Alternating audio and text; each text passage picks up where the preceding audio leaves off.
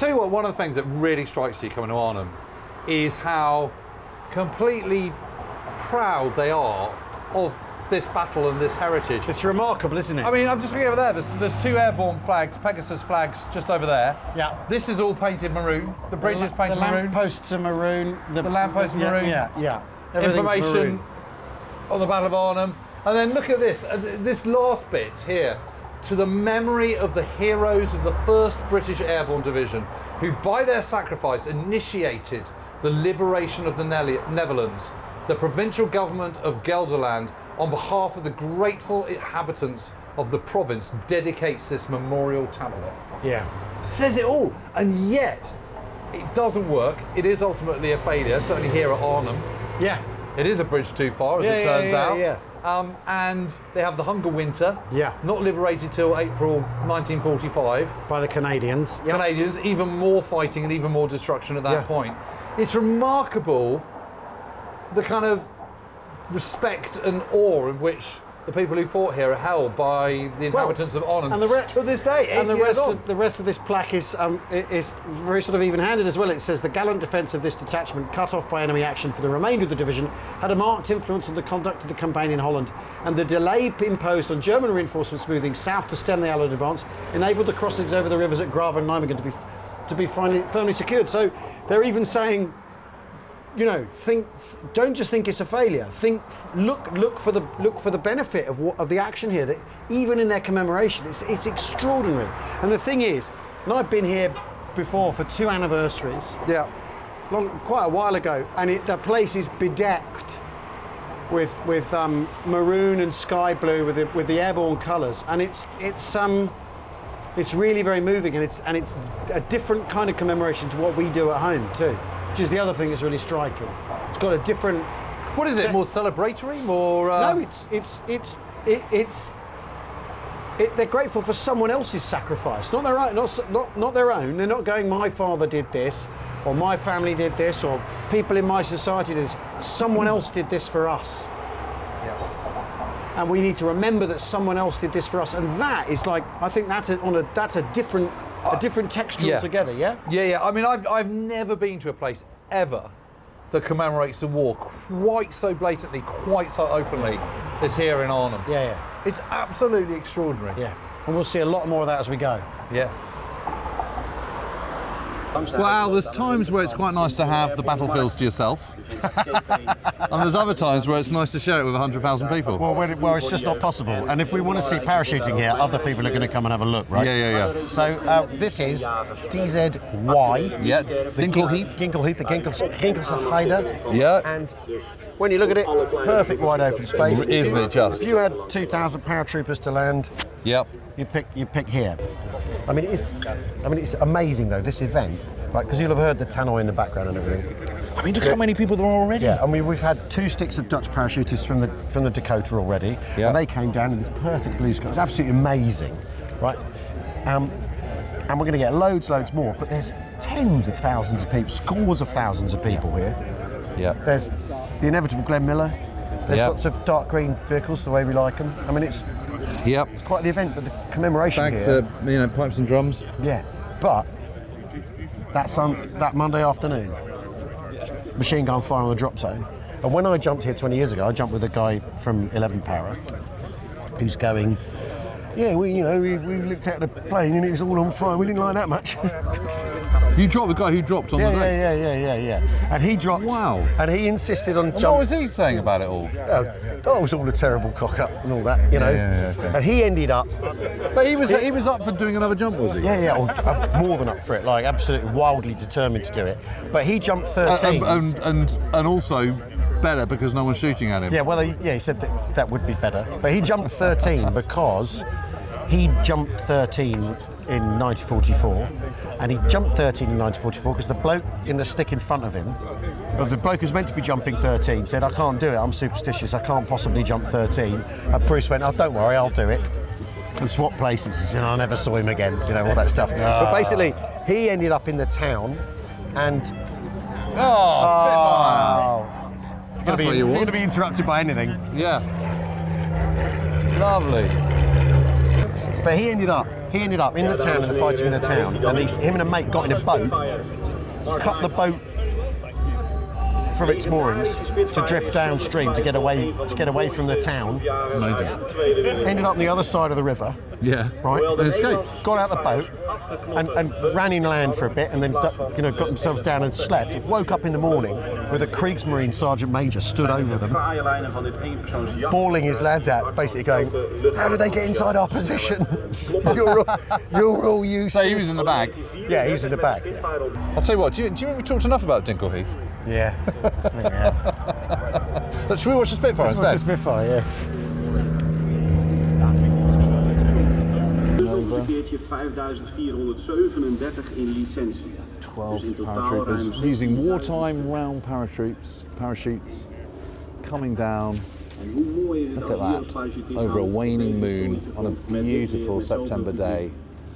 80 years after Operation Market Garden. It's quite something to see. I don't know why that's such an emotional thing to watch, but it just is. Incredible. Right, well, this is a treat, isn't it? it's the dash for the bridge. This is not walking the ground. This is driving the ground in a jeep. Yep. We're at Ginkel Heath. We're leaving Ginkel Heath, and we're going to try and hurtle towards towards Arnhem Bridge, in a way that those who land at Ginkel Heath never had the chance to do. No. I mean, But we're also in an amazing jeep. This because Nick, who owns it and who's driving this, bought this a year or so ago, and then discovered this etching on the steering wheel. Name scratched into the steering wheel. Buck Sire, CYR. And I thought, God, someone scratched that back in the war. I looked him up. Yeah. Turns out Buck Sire is quite a famous name. It's not John Smith, so you've got that little bit more of a chance to find him, haven't you? Well, quite. But also, it turns out that Buck Sire was post-war was a Canadian ice hockey player of some repute. So internet traceable. Yeah, he went on a ice hockey Facebook page and found his daughter, who said, "Yeah, that's my dad's Jeep." Isn't that amazing? It is incredible, absolutely incredible. I mean, these Jeeps are absolutely brilliant. They're very, very easy to drive. I mean, strictly speaking, there isn't any synchromesh. No. But you don't necessarily have to double declutch. No. I mean, it makes it more fun, obviously, but they're very easy to drive. And they only had to alter them very slightly to get them to fit in a Horsa. So they. Yeah. What do they do to do that? There's the bar at the front. Yeah. They cut some of that off. Amazing. And then they modify it. They put an extra tyre on the front and some minor modifications. But essentially, it's as bog standard a Jeep as any other, really, the airborne Jeep. I mean, they're pretty robust. Yeah. And they're just a great little utility vehicle, aren't they? How many made? Oh, Is he like hundreds of thousands? hundreds of thousands. 250. There we go. 250,000 made. It's 250,000. I mean, that is a lot. That's quite a few. But it is the most prevalent Second World War vehicle still in operation. Yeah. Of course, a lot are also Hotchkiss, which are, because this was Willis Jeep. That's right. Willis, these Jeeps are made by Willis, which is a very small company, and also Ford. Yep. But then post-war was licensed to Hotchkiss in France. Yes, because I've driven a French one. They're exactly the same. There's a little notch on the dashboard. It's the only reason you can tell. Look at this, high-fiving people. We're high-fiving all the nippers. Yeah. Oh dear, something's already broken down. But this dust is really like evocative, isn't it? Yeah, very instructive, isn't it? Yeah, kicking up the dust. Well, that's why I'm keeping my sunglasses Dust means on, death, actually. of course, Jim. Dust means death. Yes. How do you find it to drive, Nick? It's pretty easy, isn't it? It is easy. I can show you some videos. My wife driving it on her high heels. Brilliant. I love that. Just about to go under a bridge under the road, not a culvert. Yeah. This is also fun to do. Look at all this. Wow. God, how amazing is this? Have you seen this before? Murals in here. No. Wow. I've not been this way to Arnhem before in a Jeep. Well, Jim, I mean, this is extraordinary, isn't it? I mean, we're about to go over the level crossing that's west of the Wolfies level crossing, but we're basically, you know, sound of the Jeep hasn't changed. No. The feeling of it sitting in the back. Feeling the sit in the back hasn't changed. Every bump. Looking all the way down the railway line, Yeah, that dead straight. view hasn't changed. No. No, it's amazing, and we've just come through a whole load of woods, Yeah. of which there are a huge number all around Arnhem. Yeah. It's a sunny day like it was on the 17th of September and 18th of September. There's lots of dust in the air, Yeah. churned up by the Jeeps you because we're in can- a long column of vehicles. But you can see why. Yeah. People getting left behind, getting lost, getting disoriented with these woods. Let's say you take the wrong turn here. You know, Yeah. where are you gonna end up? Look at that, Jim.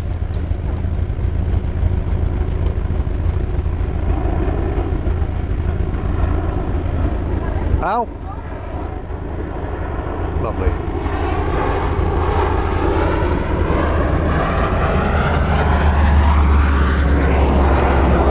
There's a sight as old as time. Two blokes dressed as parrots coming out of the brambles having had a piss.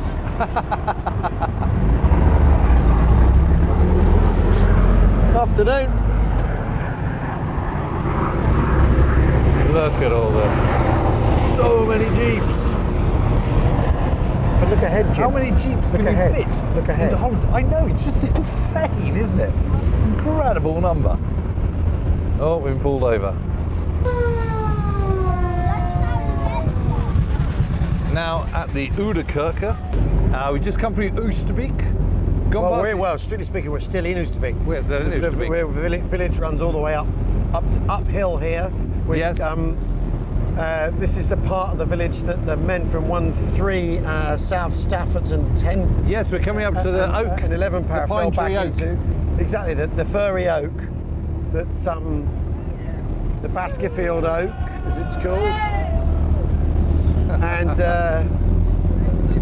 this is just, I'm gobsmacked. Jim, what about you? I don't know. I just don't know quite what to think or make of the whole thing, but it's absolutely extraordinary.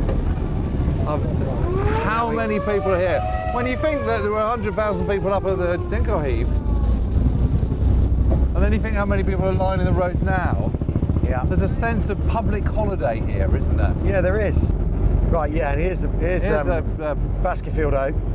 Corner. Jack Baskerville, the oak pine.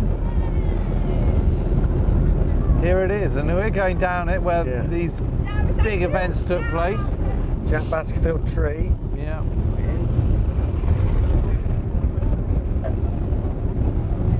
Down to the railway bridge over there.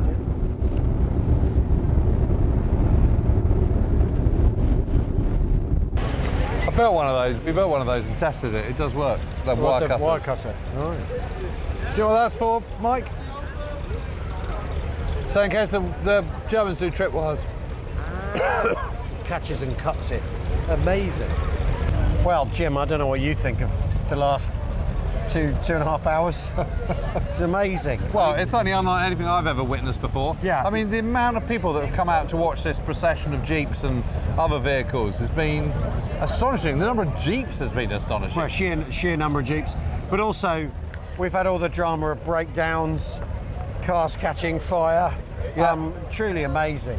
Yeah, and no one seems to really be too fast, do they? No. A Jeep catches fire, someone goes and sorts it out, and then And on they go. on they go. Yeah. But the Just incredible. thing really is, this is a Dutch effort. That's the thing, isn't it? More than anything else. It's truly amazing. And you know, we've had crowds all the way from Ginkel Heath to the bridge at Arnhem. Yeah.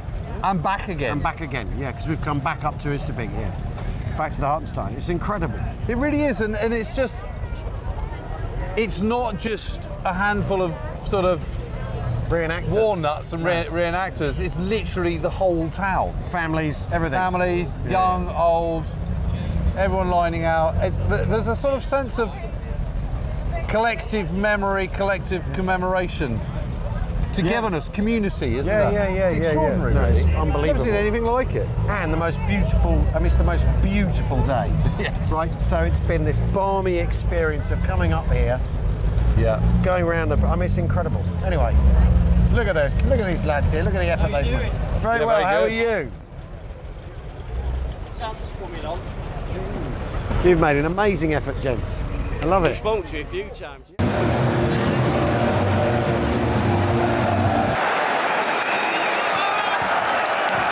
Right, well, here we are at Vitesse Arnhem It's been quite the thing, hasn't it? Stadium, where tonight, because it's the weekend of the commemoration of the battle, this match has all these added elements that are to commemorate the Battle of Arnhem.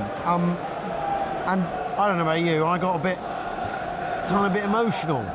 Well, they had this thing where at the far end of the ground, this huge banner covering kind of half that whole stand rose up from the ground, and it said, "Never forget our heroes." Yeah, amazing. And they've had kids with, you know, with Pegasus flags, with the standards, Pegasus flags, and then the team Vitesse are playing in maroon and sky blue, the airborne colours. And I think there's a couple of veterans over there, so when they came on both teams, because this is young Ajax, they both went over, paid their respects, and then the most amazing thing of all, and I just find it absolutely incredible, at 19 minutes 44 seconds, the whole stadium stood up and applauded for a minute at 1944. Yeah, it's incredible, isn't it? I mean,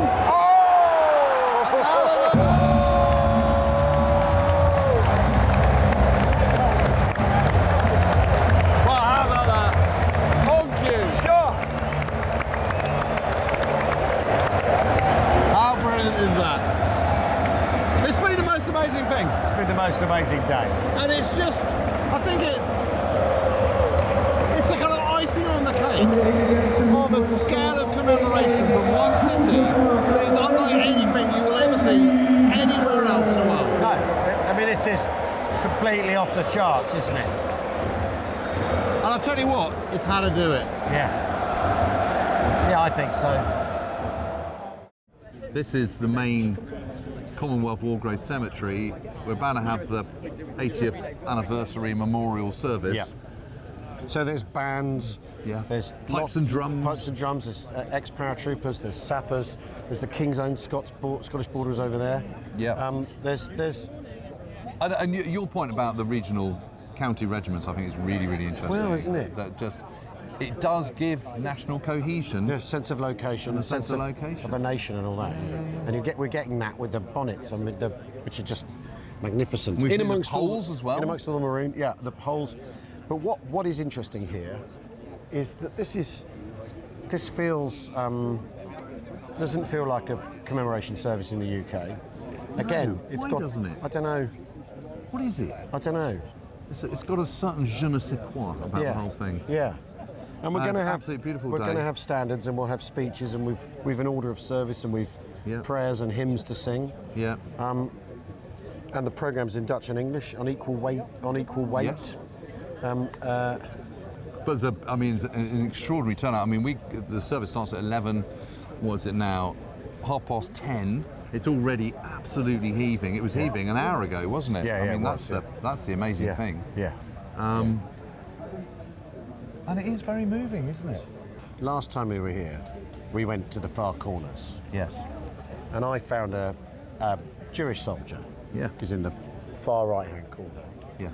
And that was when this was there was no one here but us. Yeah. It was like the same sort of weather as today. It was a beautiful day, and every time we've come to Arnhem, apart from that morning that you'll have seen where it was raining, the weather's been beautiful, and that sense of tranquility here. But I don't know. I find this, because I've been to this service before, so I have an idea of what to expect. You haven't, and I think there's going to be a bit that's going to absolutely do you over, for want of a better way of putting it. I suppose I think there's a level of respect, and I've said it a lot, but lack of mawkishness, which I find very appealing to the commemorations here. It's respectful. It's acknowledging what happened. It's not being kind of. I think what's interesting is I don't think. And I know it's September. There's no virtue signaling. Yeah, exactly. And I know it's September, so it's slightly different. So the reason I'm wearing a poppy, right, is because I did a TV programme the other day that's going out that weekend. Yeah. So they gave us poppies because they're always worried about that on television. And I know it's September, so poppies aren't out and about much at the moment. But you do get the feeling, because there are some people wearing them here, but not very many. You don't get the feeling at this someone will go, "Where's your poppy?" Yeah. Which is the thing I find. Or challenge you for not being respectful enough. Yeah, or you got the leaf in the wrong, and all that guff. No one's giving us a hard time for wearing jeans. Yeah, well, that's the other thing. Is there are people who in shorts and t-shirts. You know, like it's not. It feels. You come as you want, and you're not judged. Yeah, and it feels sort of it's sincere and real and considered, thoughtful, respectful. Yeah, and like I said, there's going to be where this goes as a ceremony is very, very, very moving and unique. Yeah. Okay, I'm bracing now. Jim's now bracing. Bracing for a wobbly bottom lip. Well, the stadium last night was very, very... They hadn't hoovered, had they? It was extremely dusty at one point. Yeah. They quite clearly need new cleaners at Arnhem Vitesse Stadium. Something else, wasn't it? It was unbelievable. Yeah. Absolutely extraordinary. Right, well, we've got a service to attend. Yeah. Right, well, the ceremony, I don't know about you, James. There was quite a lot of dust around. Very dusty today. Yeah. My hay fever was playing up. Yeah. Very, very moving, wasn't it? Unbelievably moving. Yeah. And one of the most moving things I've ever seen. And we're really fortunate that we've the chance to meet some of the children who've laid flowers today. Where to start? How does it? Is it a real honour, a privilege to do this today? Is that how you feel? Voelen jullie het als eer dat je hier de bloemen mag leggen? You understand what happened all those years ago? Begrijpen jullie wat er hier gebeurde?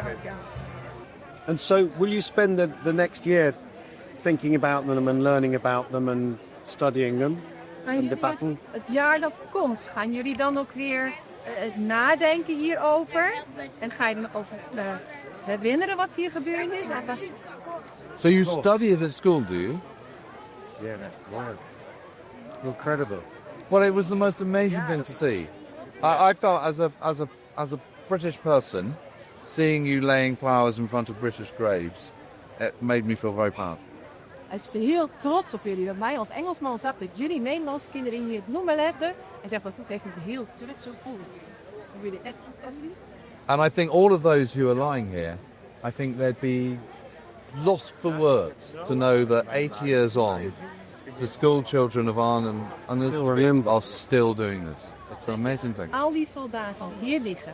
Als zij zouden weten dat 80 jaar later hier nog steeds kinderen uit Arnhem en de omgeving bloem zouden liggen, dat ze er stil van zouden zijn. Heel dan.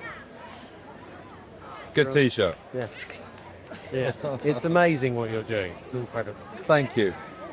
Well, I've got to say, Al, that was a commemoration service like no other I've ever been to, and God, a lot of dust about, wasn't there? It's very, very dusty, and it's not just the sound of the bagpipes that brings tears to my eyes. No, it's genuine emotion, and we've seen everything. We've seen the, from the sort of party side, the spectacle of the ride to the bridge, which is like a carnival in a weird sort of khaki carnival. Yes. Then there's the kids here, which is incredibly moving. Yeah. The football last night.